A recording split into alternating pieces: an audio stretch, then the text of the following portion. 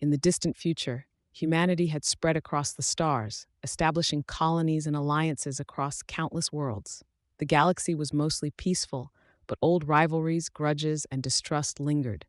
So when an alien transmission arrived, begging for help, most of humanity's high-ranking officials reacted with skepticism. The sender claimed to be from the VRAC, an alien race believed to be extinct for over 1,000 years. The transmission was garbled and patchy, but the message was unmistakable. Help us. We are not alone. Something has come. It cannot be stopped. The VRAC's plea warned of an ancient horror, a force so powerful it had erased their civilization from existence before. If left unchecked, they claimed, it would consume everything in its path. But humanity was not about to send their elite ships and advanced tech across the galaxy on a dubious rescue mission. Too many generals and politicians saw it as a potential trap. And so, instead of sending their top-of-the-line fleets, they dispatched the Irony Brigade. Chapter 1: The Fleet of Misfits. The Irony Brigade wasn't technically a fleet at all. It was a ragtag collection of outdated ships, misfit crews, and the oldest, most unreliable technology. Some joke that it wasn't just their weakest fleet, it was their worst fleet. Captains and crew who had been written off by command or were nearing retirement filled the ships. Their vessels were notorious for malfunctioning weapons, thin armor, and engines that wheezed at half power. Yet, as decrepit as they were, the Irony Brigade had a reputation for being scrappy, creative, and unpredictable. If any crew could survive impossible odds, it was these unorthodox spacefarers. They accepted the mission with a mix of resignation and curiosity, all too aware that they were the galaxy's disposable heroes. The mission leader was Captain Mira Stone, a fierce woman known for her ingenuity and ability to rally her crew no matter the odds. As they prepared to set off, she addressed her motley crew over the intercom. "We may be old, slow, and underpowered, but we're not going down without a fight. If this VRAC distress call is real, we'll do what we do best, survive the impossible and save the day, one way or another." With that, the Irony Brigade's ships activated their sputtering warp engines and tore across the galaxy. Chapter 2: The Arrival. When the Irony Brigade arrived at the coordinates provided, they found an entire star system veiled in a thick, swirling darkness. Strange anomalies blinked in and out of existence, and their sensors struggled to make sense of the surroundings. Communications were scrambled, and even their ship's computer systems began to glitch. They finally made contact with the VRAC, or what was left of them. A lone, battered ship drifted in orbit around a shattered moon. Captain Stone opened a transmission, and a withered VRAC commander appeared on the screen. His eyes were haunted, his voice ragged. You came. We did not believe it possible," he rasped. "But it may already be too late. The Shadow Maw has arrived." The crew braced themselves, but nothing could have prepared them for what appeared before them. Emerging from the darkness was a massive, amorphous entity, a being so vast and complex that it defied comprehension. It seemed to pulse with a dark light, like a shadow given life, constantly shifting and twisting. Their sensors identified it as a strange amalgamation of organic and mechanical components, a sentient force that seemed to feed on energy itself. The VRAC had called it the Shadow Maw, a creature that consumed everything in its path, draining power, technology, and even life itself. It was the creature that had once driven the VRAC to the edge of extinction. Now it had returned. Chapter 3: Battle of the Underdogs. Most fleets would have fled, but the Irony Brigade knew they didn't have the luxury of speed.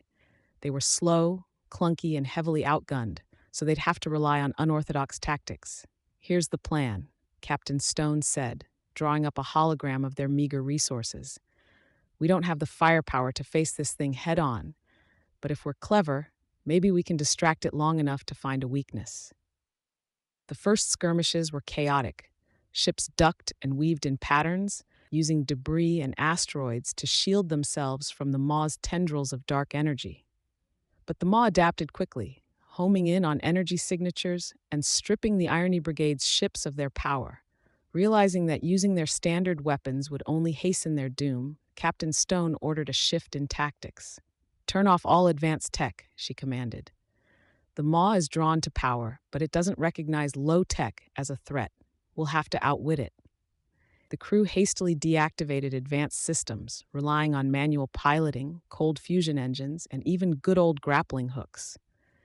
They launched crude explosive devices fashioned from scrap metal and leftover fuel canisters, detonating them to confuse and divert the Maw's attention. The creature slowed, puzzled by their primitive tactics. Then they noticed something peculiar. The Maw hesitated each time it encountered materials that were physically dense but low in energy. Quickly, the crew realized that they might be able to lure it away using heavy, inert materials that held little to no energy. Chapter 4: The Final Sacrifice. The Irony Brigade managed to keep the Maw at bay, but only barely. They knew they couldn't hold out much longer. Captain Stone then proposed a daring plan. One of their ships would act as bait, loaded with dense material, drawing the Maw toward it, while the rest of the fleet focused on a coordinated escape. Captain Stone volunteered her ship, the Echo's End, for the mission. Her crew protested, but she insisted. If we're going to save anyone, we have to make sacrifices. If we don't, this thing will follow us back and consume everything we know. With her plan in place, she loaded her ship with every heavy object they could find: old machinery, scrap metal, and even entire walls stripped from the ship's interior. The Echo's End emitted a low-energy pulse that somehow captivated the Maw. Slowly it turned, fixating on the ship's dense, inert signature. As the Maw followed the Echo's End, the remaining ships powered up just enough to flee the system. Captain Stone steered her ship further into the depths of the system, each second drawing the Maw further from her comrades. She sent her final transmission.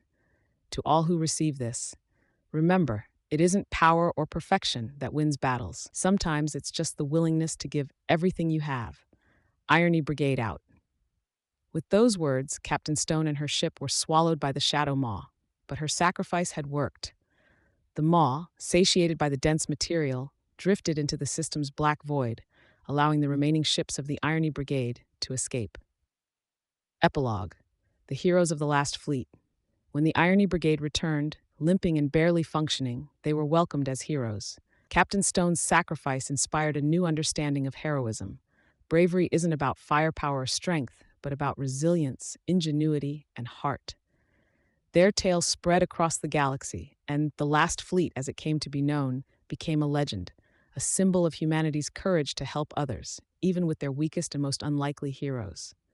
And somewhere in the galaxy, in a dark, quiet corner, the Shadow Maw drifted, perhaps still digesting the sacrifice of a captain and her ship, unable to comprehend the sheer power of those who had faced it with nothing but willpower and grit.